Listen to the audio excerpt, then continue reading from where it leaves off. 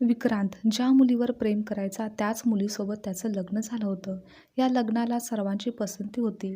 आरुषीसोबत लग्न करून विक्रांत खूप खुश होता. आरुषीचेही त्याच्यावर प्रेम होते, पण तरीही लग्नाच्या रिसेप्शनच्या दिवशी असं काही घडतं की त्यामुळे विक्रांत पूर्णपणे तुटून जातो. त्याचा प्रेम, लग्न यावरचा विश्वासच डगमगतो. विक्रांतने लग्नानंतरच्या आयुष्याची आरुषीसोबत कितीतरी स्वप्न पाहिलेली असतात, पण त्या घटनेने त्याची सर्व स्वप्ने अपूर्णच राहतात. त्या गोष्टीचा त्याला खूप जास्त त्रास होतो. विक्रांत हा कलकत्त्यामध्ये राहत होता आणि त्याच्या काकांच्या मुलाचे लग्न मुंबईमध्ये होते. त्याच्या काकांचे कुटुंब मुंबईमध्ये स्थायिक होते. विक्रांतने चुलत भावाच्या लग्नाला जायला त्याने ऑफिसमधून 15 दिवसांची सुट्टी घेतलेली असते. आता आई व तो ठरल्याप्रमाणे जायला निघालेले असतात. तेव्हा प्रवासात त्याची आई त्याला बाबांच्या जुन्या मित्रांची मुलगी आरुषीबद्दल सांगत होती की या लग्नाला ती पण येणार आहे. बऱ्याच वर्षापासून आपली व त्यांची भेटच झालेली नाही, पण या लग्नानिमित्ताने सर्वांची छान भेट होईल.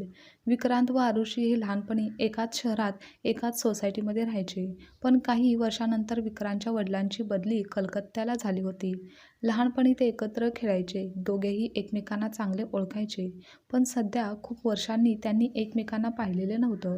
त्यामुळे विक्रांतने ठरवलं, जर आरुषी आता आवडली तर हो म्हणेन, नाहीतर काहीतरी कारण सांगून नकार देईन. कारण आईला तर आरुषी आधीपासूनच आवडायची, म्हणून आत्ताही त्या प्रवासात विक्रांतला तिच्याविषयीच सांगत होत्या.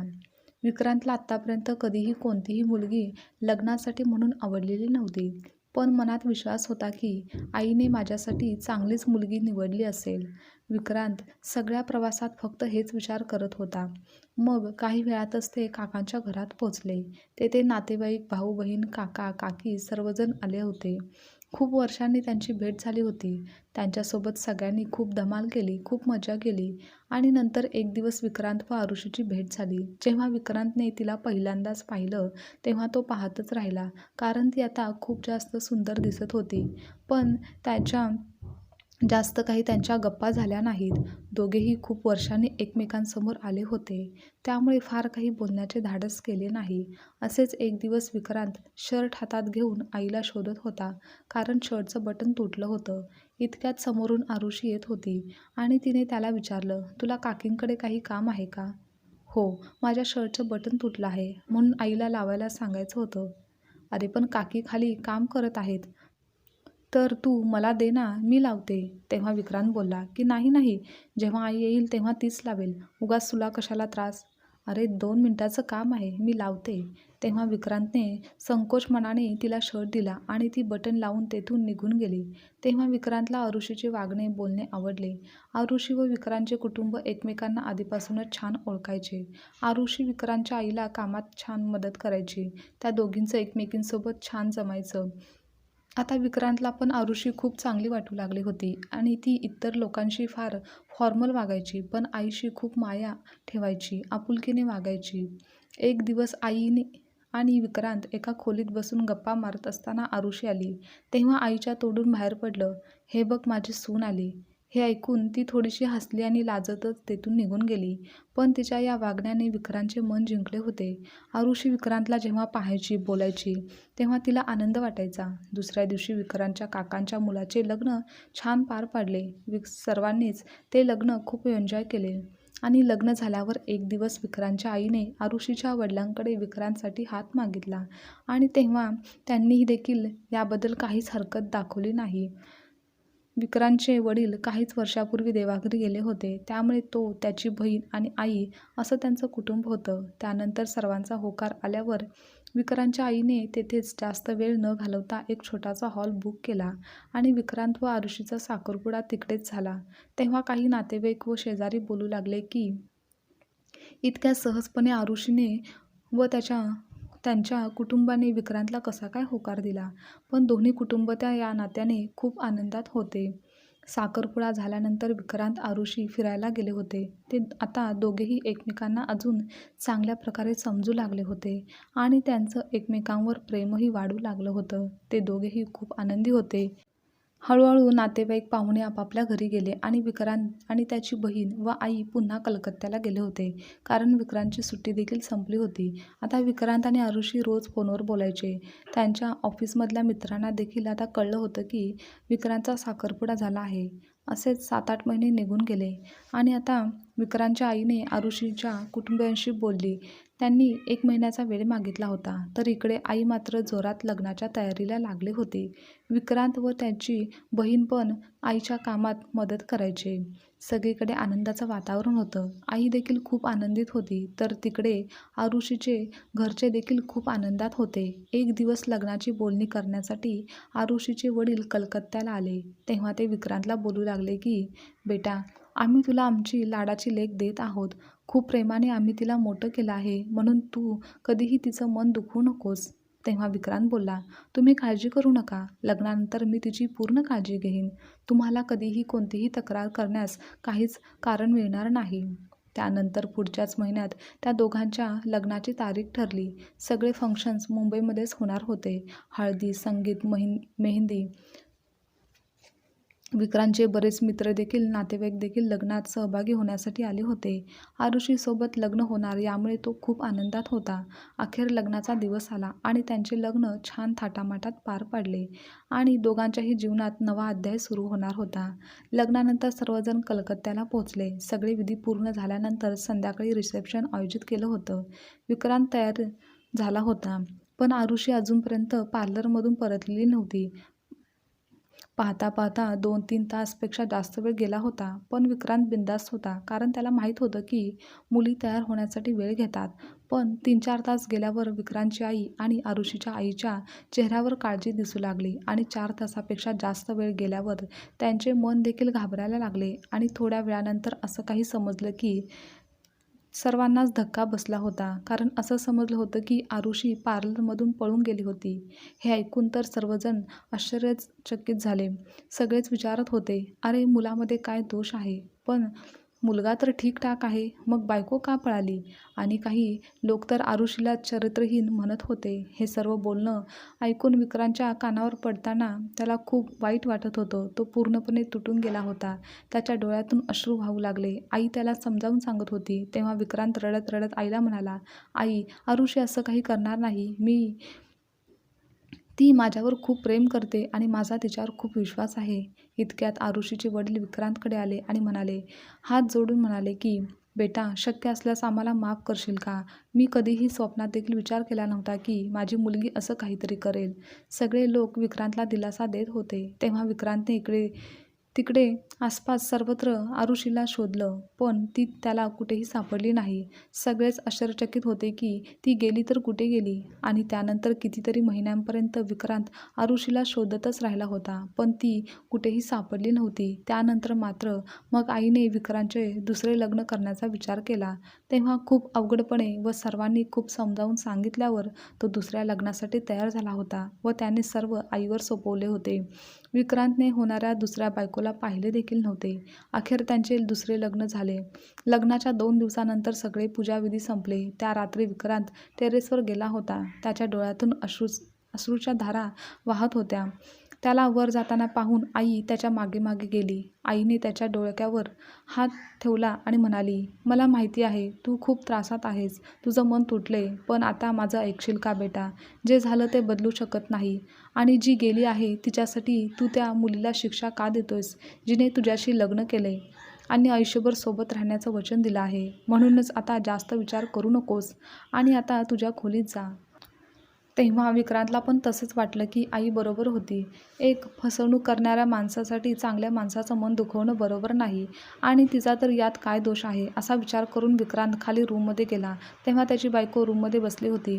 विक्रांतने आईच्या इच्छेनुसार हे लग्न केलं होतं, पण अजूनही त्याने त्याच्या बायकोला मनापासून स्वीकारलेलं नव्हतं आणि पाहिलेले देखील नव्हतं, कारण अजूनही त्याच्या डोळ्यासमोर आरुषीच होती. पण जेव्हा त्याने त्याच्या दुसऱ्या बायकोला बघितलं तेव्हा तो खूप आश्चर्यचकित झाला, कारण समोर कोणीतरी वेगळं नव्हतं तर ती माधुरी होती. म्हणजेच माधुरी ही आरुषीची चुलत बहीण होती आणि लग्नात तीही आली होती. तेव्हा त्यांची खूप चांगली ओळख झाली होती आणि माधुरी विक्रांत व आरुषीच्या रिसेप्शनला देखील आली होती. आणि आरुषी ही माधुरीलाच फसवून पार्लरमधून निघून गेली होती. विक्रांत तिला पाहून एकदम शांत झाला. तेव्हा माधुरीने त्याचा हात हातात घेत म्हणाली, विक्रांत, आरुषीसाठी तू तुझं आयुष्य का खराब करत आहेस? तू म्हणतोस की ती तुझ्यावर प्रेम करत होती, तर जर ती खरंच तुझ्यावर प्रेम करत होती तर ती तुला सोडून का गेली? बोल, मी काही चुकीचं बोलते का? माधुरी खरं बोलत होती, पण तरीही विक्रांत तिला पत्नी म्हणून मान्य करू शकत नव्हता. विक्रांतला वाटत होतं की हे सर्व काही स्वप्न आहे आणि डोळे उघडल्यावर आरुषी त्याच्यासमोर उभी राहील. पण तेव्हाच माधुरी म्हणाली की जेव्हा तुला वाटेल आपण आपलं नातं तेव्हा सुरू करू. तुला जितका वेळ हवा असेल तितका वेळ तू घेऊ शकतोस, पण तोपर्यंत आपण मित्र बनून राहूयात का? माधुरीची गोष्ट ऐकून त्याला खूप छान वाटलं. नंतर माधुरी लगेच झोपली, पण तो मात्र संपूर्ण रात्र विचार करत राहिला. त्याला खूप या सर्वातून बाहेर पडणं अवघड जात होतं. पण काही दिवसानंतर विक्रांतने मनापासून आरुषीला आपल्या मनातून व डोक्यातून काढून टाकण्याचा विचार केला. तो अंतर्मनात तिला म्हणाला, आरुषी, तू माझ्याशी फार चुकीचं वागलीस. आयुष्यात जर कुठल्याही वळणावर तू माझ्यासमोर आलीस तर कदाचित मी तुझ्याकडे बघणार पण नाही. एके दिवशी आई त्याच्या लग्नाची राहिलेली रिसेप्शन पार्टी करायचं बोलत होती, पण तेव्हा विक्रांतने स्पष्ट नकार दिला, कारण त्याला आता त्या गोष्टी आणि त्या लोकांना तोंड देण्याची हिंमत नव्हती. तेव्हा त्याची आई त्याला म्हणू लागली, बाळा, असं किती दिवस लोकांना तोंड दाखवणार नाहीस? एक ना एक दिवस तर सामोरे जावंच लागेल. आणि आपण काही चूक केली नाहीये तर भीती कशाला? आईचं म्हणणं थोडं बरोबर होतं, म्हणून रिसेप्शन ठेवण्यात आलं. विक्रांत माधुरीला जास्त वेळ देत नव्हता, पण तिने कधीही त्याबाबत कोणतीच तक्रार केली नव्हती आणि त्याला पण त्याची काळजी कोणतीच नव्हती. आणि त्याच दरम्यान विक्रांतला नोकरीच्या निमित्ताने परदेशात जाण्याची संधी मिळाली आणि तो परदेशात गेला. त्याने स्वतःला कामात पूर्णपणे गुंतवून ठेवलं होतं. 6 महिने झाले होते, पण तो माधुरीसोबत फोनवर जास्त काही बोलतच नव्हता. मग एकदा आईशी बोलताना आईने त्याला शपथ दिली की जर तो परत आला नाही तर ती काहीतरी बरं वाईट करून घेईल. तेव्हा आईच्या जिद्दीमुळे तो परत आला, पण अजूनही त्याने माधुरीला स्वीकारलेलं नव्हतं. तेव्हा एकदा आई म्हणाली की माधुरीला थोडा वेळ दे, तिच्यासोबत बोल, तिलाही मन आहे आणि शेवटी तिचा काहीच दोष नाही. आता ती थोडी उदास राहायला लागली आहे. मला तिचा उदास चेहरा दिसू लागला आहे आणि असं व्हायला नको की तीही तुझ्या आयुष्यातून निघून जाईल. आईने त्याला समजावून सांगितलं, ज्यामुळे तो आता माधुरीला वेळ देऊ लागला होता. तिला बाहेर जवळपास का असेना पण कुठेतरी फिरायला घेऊन जाऊ लागला होता. आता त्याने त्याचे मागचे सर्व विसरून आयुष्य नव्याने जगण्याचे ठरवले होते. माधुरी देखील खूप खुश होती. ती म्हणायला लागली होती की शेवटी मला माझ्या संयमाचं फळ मिळालं आहे. ती बोलायची, आधी मला वाटायचं की तुझ्याशी लग्न करून मी चूक केली आहे, पण आता मला समजलं आहे की तू खूप चांगला माणूस आहेस. असेच काही महिने गेले. काही वर्षांनी विक्रांत व माधुरी आई-बाबा झाले होते. आता त्यांच्या आयुष्यात फक्त आनंद आणि आनंदच होता. पण कधी-कधी आरुषीबद्दल विचार आला की तो अस्वस्थ व्हायचा, कारण गोष्ट फक्त प्रेमाची असती तेव्हा काही हरकत नव्हती, पण तिने त्याच्यासोबत लग्न केलं होतं. काही महिन्यानंतर विक्रांतच्या मुलीचा पहिला वाढदिवस होता, म्हणून माधुरी म्हणाली की आपण बाहेर जाऊन हा बर्थडे साजरा करूया का? सेलिब्रेशन देखील होईल आणि थोडं फिरायला पण मिळेल. मग सगळ्यांनी ठरवलं की आपण मुंबईला जाऊयात. ती जागा खूप सुंदर होती. संध्याकाळी सर्वजण रेस्टॉरंटला गेले आणि केकही कापला. जेवण झालं. सर्वांना खूप मजा आली. 2 दिवसानंतर जेव्हा ते परत येत होते, तेव्हा एक भिकारी त्यांच्या गाडीला धडकणार इतक्यात विक्रांतने ब्रेक लावला, पण तो भिकारी तरी देखील धडकून खालीच पडला.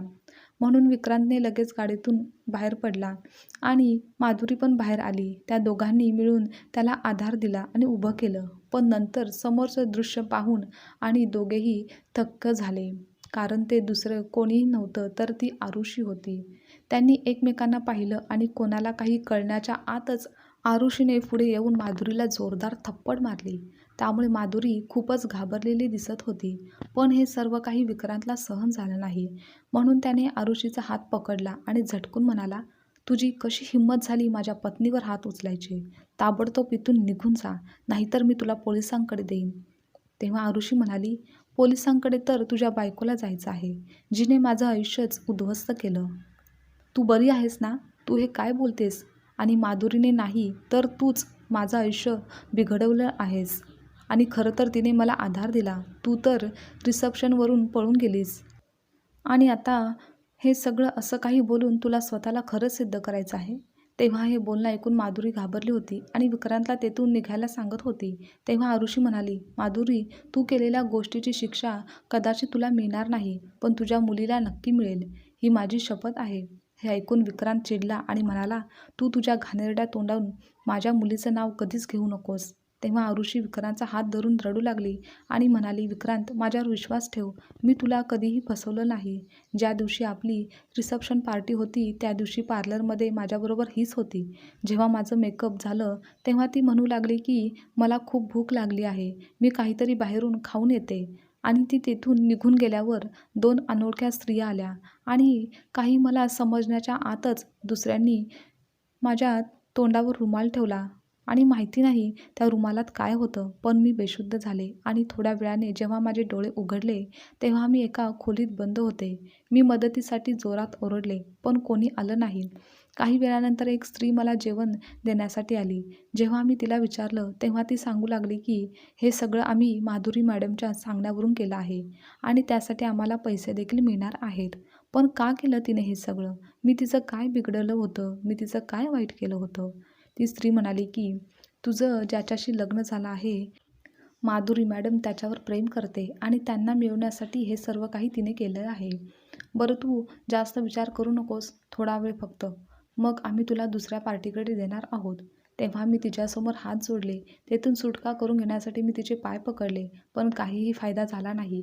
मी काही दिवस त्या बंद खोलीत राहिले आणि मग मला भीक मागण्याचे काम करायला देखील लावले गेले. तेव्हा मी पळू शकत नव्हते, कारण त्यांची नजर आमच्यावर कायम होती. आता आरुषी अजून पुढे काही सांगणार इतक्यात माधुरीने आरुषीला मागे धक्काबुक्की केली आणि तिला जाण्यास सांगितलं. तेव्हा आरुषीने तिचा हात पकडला, आपल्या मुलीच्या डोक्यावर हात ठेवला आणि म्हणायला लागली, बोल, सांग, तुझ्या मुलीची शपथ घे आणि सांग की हे तू सगळं माझ्यासोबत केलं नाहीस. ते ऐकून माधुरी घाबरली आणि रडू लागली. पुढे म्हणाली, हो, हे सगळं खरं आहे. मला माफ कर ना आरुषी, मी तुझ्यासोबत चुकीचं केलं आहे. हे सगळं ऐकून मात्र विक्रांतच्या पायाखालची जमीनच सरकत गेली. ही सर्व सत्य परिस्थिती ऐकल्यानंतर विक्रांतने आरुषीला त्या दलदलीतून बाहेर काढलं आणि थेट घरी येऊन आईला सगळं काही सांगितलं. आईने तिला नवीन कपडे दिले आणि ते घालायला सांगितले आणि सोबतच माधुरीला घटस्फोट द्यायला सांगितला, कारण कोणालाही वाटलं नव्हतं की एवढं काही माधुरी करू शकते. पण आता विक्रांत माधुरीला घटस्फोट देखील देऊ शकत नव्हता, कारण त्यामुळे त्यांच्या मुलीचं आयुष्य खराब होऊ शकत होतं. त्यामुळे मग विक्रांतने तिला दुसऱ्या घरी ठेवायचं ठरवलं आणि यापुढे तो फक्त त्या घरात त्यांच्या मुलीसाठी जायचा. विक्रांत आणि आरुषी आज एकत्र आले होते आणि ते दोघेही देखील खूप आनंदात होते. खरं तर माधुरीने जे काही केलं होतं त्यावरून ती जेलमध्ये असायला हवी होती, पण विक्रांत फक्त त्यांच्या मुलीसाठी शांत होता. या सर्वांमध्ये दोष फक्त आणि फक्त माधुरीचा होता. तिने तिच्या एकतर्फी प्रेमातून असा गुन्हा काही केला होता की त्यामुळे तिघांचे आयुष्य खराब झाले होते. यामध्ये माधुरीच्या दोषाचे परिणाम सर्वांना सहन करावे लागले होते. आजची कथा तुम्हाला आवडल्यास लाईक, शेअर, कमेंट करा आणि चॅनलवर नवीन असाल तर चॅनलला सबस्क्राईबसुद्धा नक्की करा.